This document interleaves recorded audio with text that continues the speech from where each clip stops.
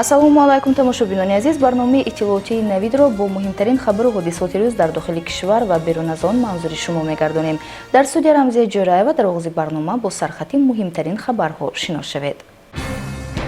ба муносибати 75-солагии бастакорӣ варзида Абдураҳмон Тошматов дар кохи фарҳангии Суғдиёни маркази вилоят маҳфили эҷодӣ баргузор гардид.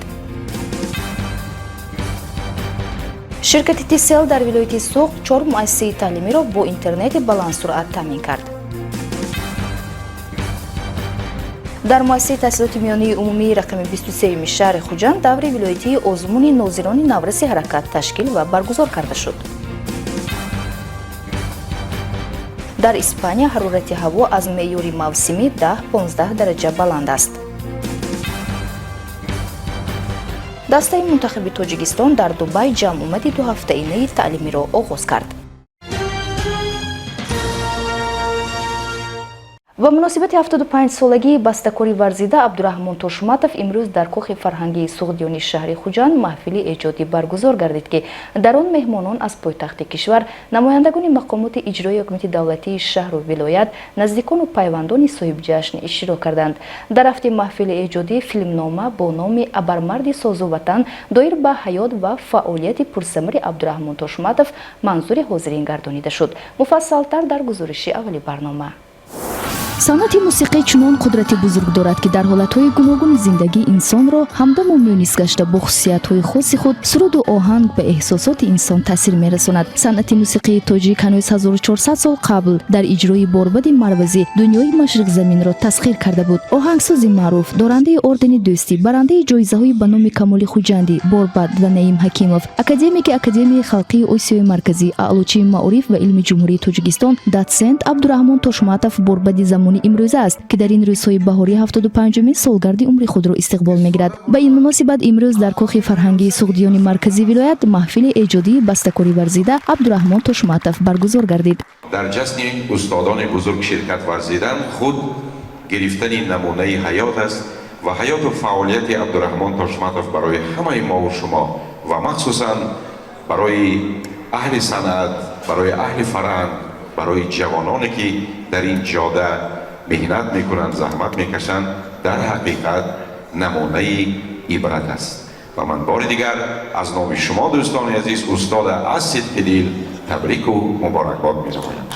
дар маҳфили эҷодии Абдураҳмон Тошматов як қатор меҳмонон аз пойтахти кишвар, намояндагони мақомоти иҷроии ҳукумати давлатии шаҳру вилоят, аҳли зиё, наздикону пайвандон ва ҳаводорони санъати волои соҳибҷашн иштирок карданд. нахуст муовини сардори раёсати фарҳангии вилояти Суғд Парвина Рустамова паёми табрикотии раиси вилоят Раҷаббой Аҳмадзодаро ба самъи ҳозирин расонид. қайд гардид ки Абдураҳмон Тошматов композитори шинохтаи кишвар буда осори Диёри зебо, Гулдаста, Мавҷи сир, Суруди шукрона, Зангӯла зан, Оҳанги зиндагӣ, Чакомаи истиқлол, ғижакнавози ҷавон, Шасти ҳунарманд, Сандуқчаи марворид, Сурудҳои шукрона нашри дуввум, Мактаби ғижак, Навои ғижак, Сурудҳои мутантан, Зодгоҳи зебоӣ, дастури таълимӣ барои донишкадаҳои олию миёна ва мактабҳои мусиқӣ маҳсули эҷоди ин устоди ҳунар мебошанд.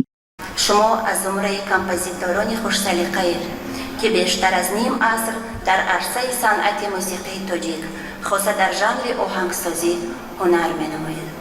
суруду оҳангҳои дилнишину роҳафзои шумо аз қабили Нурафшон Тоҷикистон, Сайри гул, Шаҳри ман, Тоҷи сари модар, Баҳор омад, Мавҷи сир, Тӯёна, Нолаи най, асарҳо барои оркестри созҳои миллӣ, мусиқӣ барои хор, асарҳои созӣ аз ҷониби сарояндагону навозандагон бо маҳорати баланд иҷро гардида, чанде аз онҳо дар хазинаи Кумитаи телевизион ва радиои Тоҷикистон, идораи телевизион ва радиои вилоят маҳфуз буда, имрӯз ҳам шунавандагону мухлисони бешумор доранд.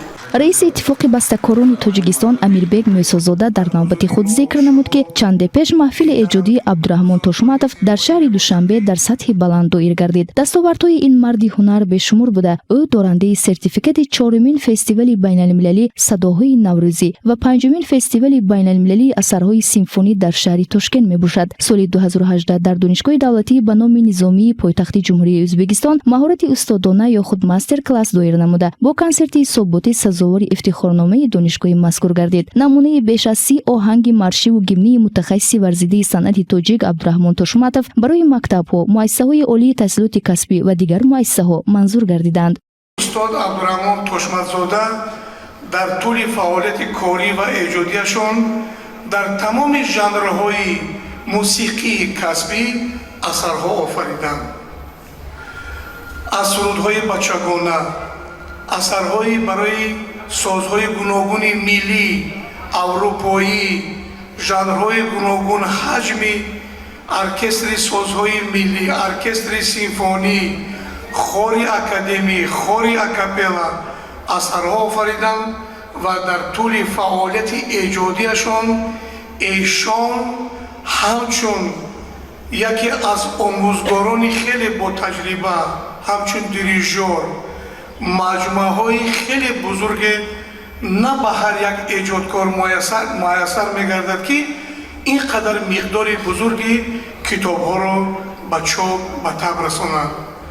дар рафти маҳфили эҷодӣ лавҳае бо номи абармарди созунаво доир ба ҳаёти ибратомӯз ва фаъолияти пурсамари Абдураҳмон Тошматов манзури тамошобинон гардонида шуд. тавре ки аз филмнома бармеояд, ин композитори хушсалиқа дар расми ифтитоҳи як қатор иншоотҳои муҳими соҳаҳои маърифу фарҳанг даҳҳо оҳанг эҷод кардааст ки дар ҳузури асосгузори сулҳу ваҳдати миллӣ, пешвои миллат, президенти ҷумҳурии Тоҷикистон муҳтарам Эмомалӣ Раҳмон садо дода баҳои баланд гирифтанд. ҳамзамон Абдураҳмон Тошматов муаллифи чандин китобҳо буда дар маросими ифтитоҳи 9 иншооти муҳими вилоят ширкат варзидааст.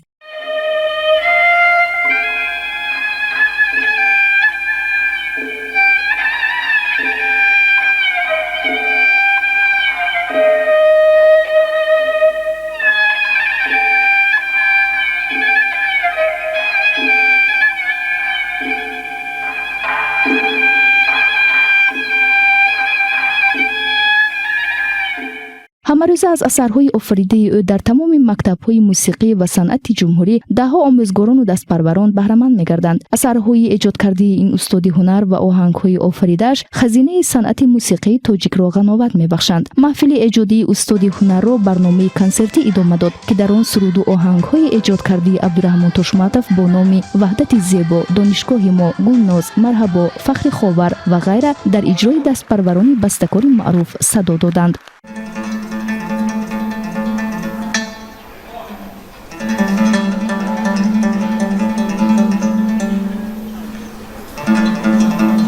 имрӯз ки устоди санъати мусиқии оҳангсози номӣ мутриби хушнаво Абдураҳмон Тошматов ба синни мубораки 75 қадам ниҳод дар камолоти эҷодӣ қарор дорад. ба устод тани нерӯманду давлати бегазанд, саодати рӯзгору дар ҷоддаи эҷод илҳоми саршорро таманно мекунем. Рамзия Ҷураева, Равшан Тоҳиров, Азия.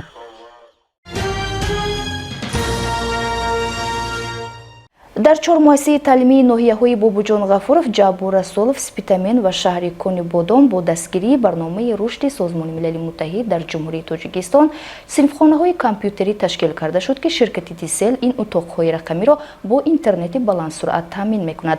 ба гуфти масъулин, беш аз 5000 нафар хонандагон бо баробари мавриди истифода қарор гирифтани ин синфхонаҳо ба интернети баландсуръат дастрасӣ пайдо карданд. идомаи мавзӯъ дар гузориши навбатӣ.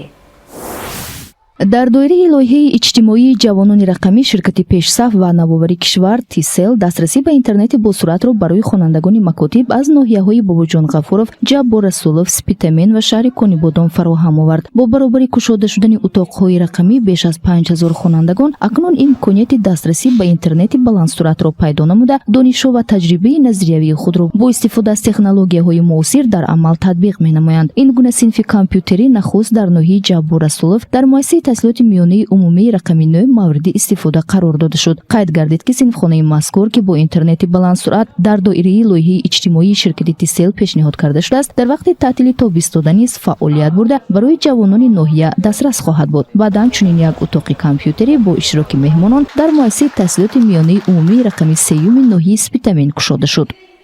ман аз номи раиси ноҳия муҳтарам Нӯмонзода Темурҷон ба муаллимаи азиз Мирсаид ва намояндаи барномаи рушди Созмони Милали Муттаҳид дар Тоҷикистон ба раёсати сармоягузории вилояти Суғд арзи сипосу миннатдории хешро баён менамоям و ببینید که امروز چقدر جوانای ما خرسند هستند، خوشبخت هستند و این البته ما رو وادار می‌سازد که دیگر جوانای ناحیه نیز در ردیف همین جوانان آمده در همین صنفخانه برنامه همین کامپیوتر خوانی که آشنا شوند و آموزند و صاحب علم شوند. تشکر زیاد. тавре ки масъулин қайд карданд, ҳамаи корҳо барои пайваст кардани мактабҳо ба интернети босуръат аз тисел дар низоми муайян ва ҳамоҳангӣ бо масъулини маориф ҷараён гирифтааст. тисел ҳамчун ширкати масъулияти иҷтимоӣ дошта дастрасии мактабҳоро ба шабакаи ҷаҳонии интернет ба таври ройгон таъмин мекунад. дар навбати худ хонандагон барои фароҳам овардани чунин шароити мусоид ба намояндагони барномаи рушди созмони милали муттаҳид ва ширкати тисел изҳори сипос намуданд. تشکر خود را به شرکتی UNDP رساندگی هستم و اینجوری به شرکتی تسل نیست که برای ما جوانان که نسل نوروز آینده ملت هستیم برای ما شبکه‌های اینترنتی به این گونه تالار را با جهازهای نو زمانوی تقدیم کرده و این همه برای باز هم بالا برداشتن سطح دانش ما است و ما تشکر خود را میرسانیم و حرکت میکنیم که باز هم خوبتر و اعلی‌تر خوانده در آینده نام وطن ما تاجیکستان را به جهانیان معلوم گردانده. پرچمش را همیشه بالا برداریم. дар муассисаи таҳсилоти миёнаи умумии рақами 14-уми ноҳияи бобуҷон ғафуров низ дар доираи ин лоиҳа утоқи рақамӣ мавриди истифода қарор дода шуд. хонандагони муассисаи таълимӣ меҳмононро дар даромадгоҳи мактаб истиқбол гирифтанд. бояд гуфт ки лоиҳаи пайвастсозии муассисаҳои аҳамияти бештари иҷтимоӣ дошта ба шабакаи интернет барои баландбардоштани саводнокии рақамии аҳолӣ равона гардидааст. тисел тавсея ва рушди саводнокии рақамиро миёни ҷавонон идома дода саҳми худро тавассути роҳҳалҳои навоварона барои некӯаҳволии мардуми кишвар мегузорад. директори муассисаи таълимии рақами 14-и ноҳияи бобуҷон ғафуров арзи сипоси худро ба масъулини лоиҳа баён кард. барои мо кормандони муассиса имрӯз хеле рӯзи фаромӯшнашуданист, зеро ки аз тарафи ширкати барномаи рушди созмони милали муттаҳид ба мо компютери замонавӣ тӯҳфа гардид. инчунин утоқи технологияи иттилоотӣ аз таъмири хушсифат бароварда шуд ва инчунин аз тарафи ширкати тисел бо албатта интернет пайваст гардид. мо аз ин бениҳоят хурсанд ҳастем. боварӣ дорам ки мо омӯзгорон дар оянда тамоми донишу маҳорат ва малакаи касбии хешро барои босавод намудани хонандагон харҷ мекунем. лоиҳаи ҳалли рақамӣ барои барқарорсозӣ ва мутобиқшавии барномаи рушди созмони милали муттаҳид дар тоҷикистон дар якҷоягӣ бо мақомоти иҷроии ҳокимияти давлатии вилояти суғд амалӣ мегардад. дар доираи ин лоиҳа барномаи рушди созмони милали муттаҳид ташаббуси таъсиси гӯшаҳои рақамӣ дар мактабҳои вилояти суғдро пешниҳод мекунад. кушодашавии ин гуна синфхонаҳои муосири компютерӣ дар дигар шаҳру ноҳияҳо низ ба нақша гирифта шудааст. рамзия ҷӯраева, Равшан Тоҳиров, Азия.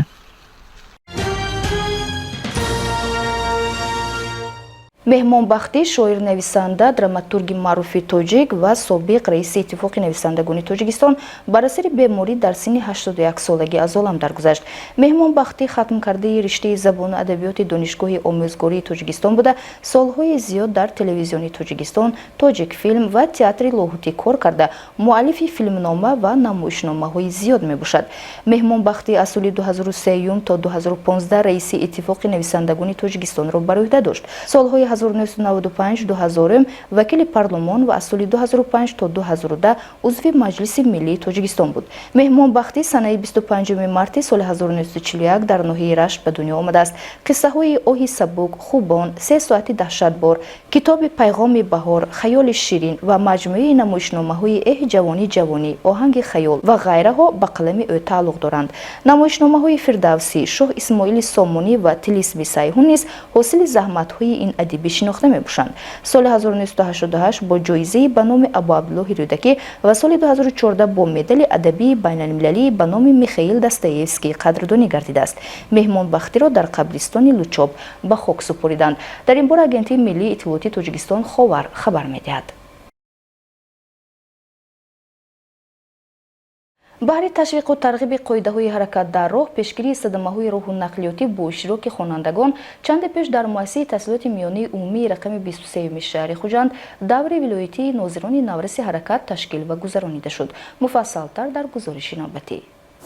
با مقصد ترغیب و تشویق قاعده‌های حرکت در راه در بین کودکان و نوروسان پیشگیری حادثه‌های راه و نقلیات با اشتراک آنها و هوسمندگردانی خوانندگان مؤسسه تحصیلات میانی عمومی همساله آزمون ناظران نوروسی حرکت گذرانده می‌شود. دور دوم آزمون مذکور ماه اپریل سال روان در شهر نویای جبار رسولوف، دیوشتی، چکانی بادام، بابجان غفورов و نوی مسجد دایر گردیده بود. در روزهای برگزاری آزمون مذکور دسته‌های ناظران نوروسی حرکتی شهر و نویای ولایت از روی 10 شرط یعنی از نظرگذرانی صف آرایی، چرخی امانی، تنظیمگری نورس، دانشمندانی قاعده حرکتی راه، ملکی کسبی، درسی کشاد، پردانها، سانیتارانی نورس، دسته من و گروه‌های تشویقاتی بین هم قوا آزمایی نمودند. هیئت حکمان که از نمایندگان شعبه بازرسی دولتی اتومبیلی ریاستی وزارت کارهای داخلی جمهوری تاجیکستان در ولایت سوغد، ریاستی معارف مقامات اجرایی حکم دولتی ولایت سوغد، ریاستی تندرستی، ریاستی جوانان ورزش و سیاحی و اتفاق اتومبیلیستی ولایت عبارت بودند. با مهارت دسته‌ها از روی طلبات بها گذاشتند. در جنبسته دوری منطقوی آزمون دسته‌های ناظران نوروسی حرکتی شهر و نویای کانیبادان با دستاوردن 87 خال، شهری خوجند 85 از 5 خال، استراوشان 85 و نوی جبار رسول 80 از 5 خال به دوری ولایتی آزمون را خط گرفتند. دوری ولایتی آزمون ناظران نوروسی حرکت سنه 17 می سال روان در مؤسسه تحصیلات میانی عمومی رقم 23 شهری خوجند برگزار گردید. سردار شعبه بازرسی دولتی اتومبیل ریاستی وزارت کارهای داخلی جمهوری تاجیکستان در ولایت سوغد پالکونیکی میلیسیا قربانزاده سهراب امیرعلی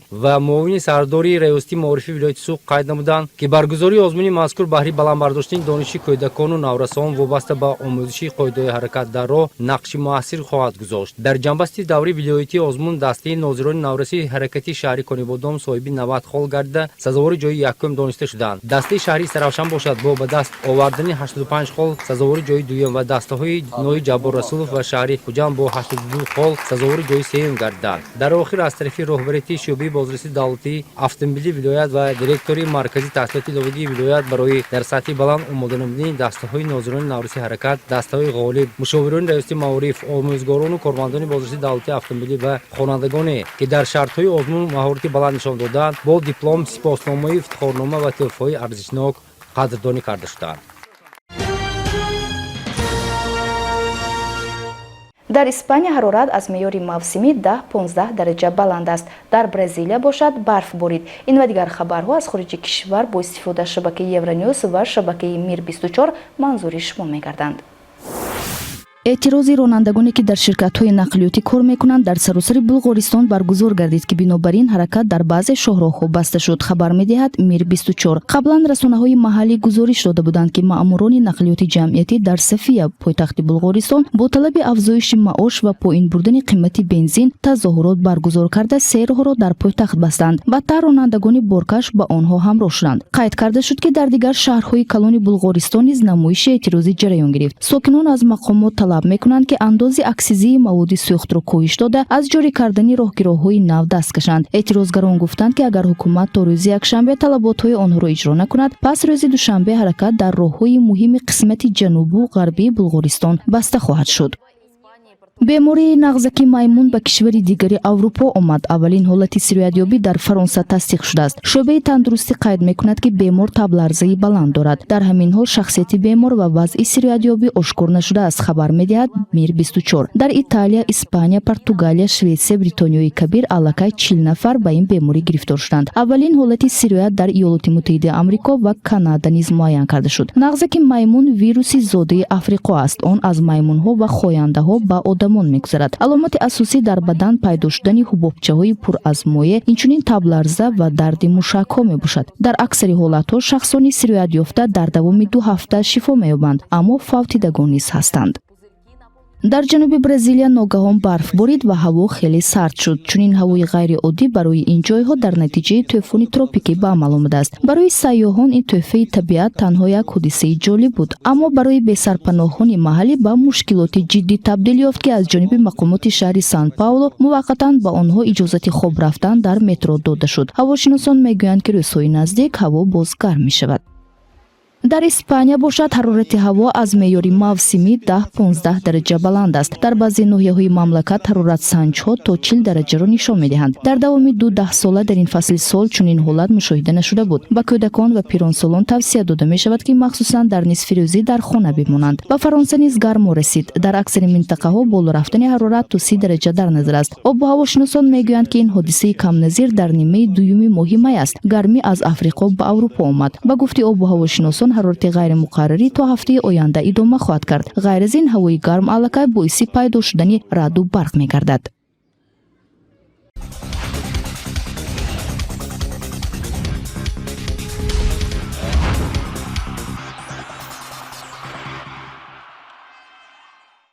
дастаи мунтахаби тоҷикистон дар дубай ҷамъомади таълимиро оғоз намуд ки он 2 ҳафта идома меёбад. ин ва дигар хабарҳо аз олами варзиш манзури шумо аст.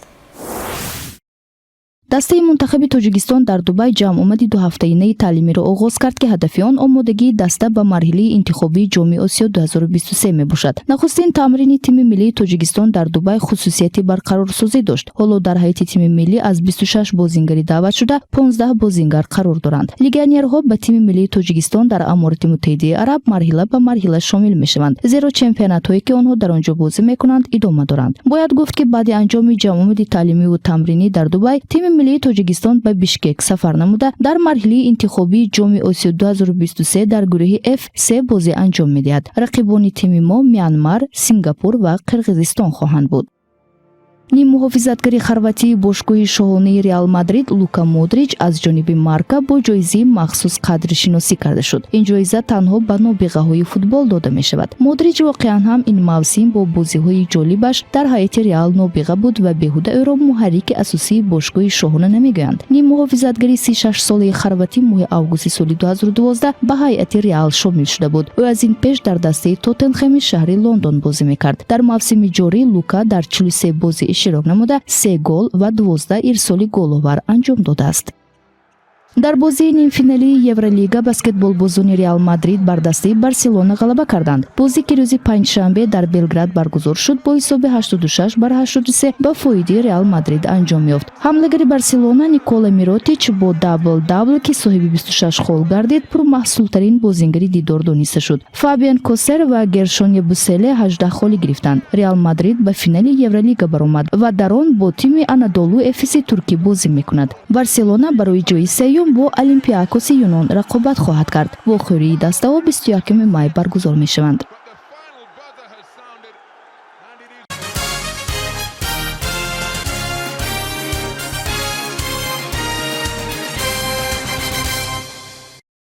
дар Кореяи Ҷанубӣ оид ба партоби ҳавопаймои коғазӣ рекорди нави ҷаҳонӣ гузошта шуд.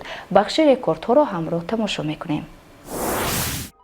дар Кореяи Ҷанубӣ рекорди нави тӯлонитарин парвози ҳавопаймои коғазӣ гузошта шуд. 3 нафар Ким Кюте бо дастгирии Шин Мунҷун аз Кореяи Ҷанубӣ ва Чи Йиҷиан аз Малайзия сарҷам омаданд, то ки бо дастоварди худ ба китоби рекордҳои Гиннес шомил шаванд. якҷоя онҳо санаи 16 апрели соли ҷорӣ дар Дегу, Кёнсанбукдои Кореяи Ҷанубӣ ба беҳтарин натиҷа ноил гардиданд. ҳавопаймои коғазии онҳо ба масофаи 77 метру 134 сантиметр парвоз кард. дар маҷмӯъ 8 партоб чен карда шуд. 77 метру 134 сантиметр дуртарин ва 71 метру 813 сантиметр кӯтоҳтарин. ҳар яке аз онҳо барои гузоштани рекорд саҳми худро гузоштанд. Шин трио ташкил намуда як ҳавопаймои коғазинро сохт. Ким партобкунанда ва Чи тарроҳ аст. аввалин рекорди ҷаҳонии Гиннес оид ба тӯлонитарин парвози ҳавопаймои коғазӣ соли 1285 аз ҷониби Тони Флеч дар Амрико гузошта шуда буд. ҳавопаймои ӯ тавонист масофаи 58 метру 82 сантиметро тай кунад.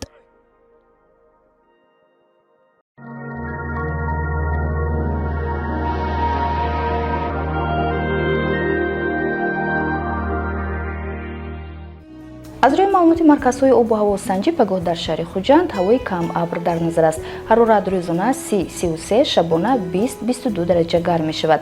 фишори атмосферӣ 725 мм сунҷаи симобиро ташкил дода, шамол аз самти ғарб 3-4 метр дар ҳар сония мевазад. бинандагони азиз, дар ҳамин ҷо нашри навбатии барномаи иттилоотии навид ба интиҳо мерасад. ба ҳар яки шумо рӯзгори хушу ободро таманно мекунем. то барномаи навбатӣ шоду фирӯз бошед.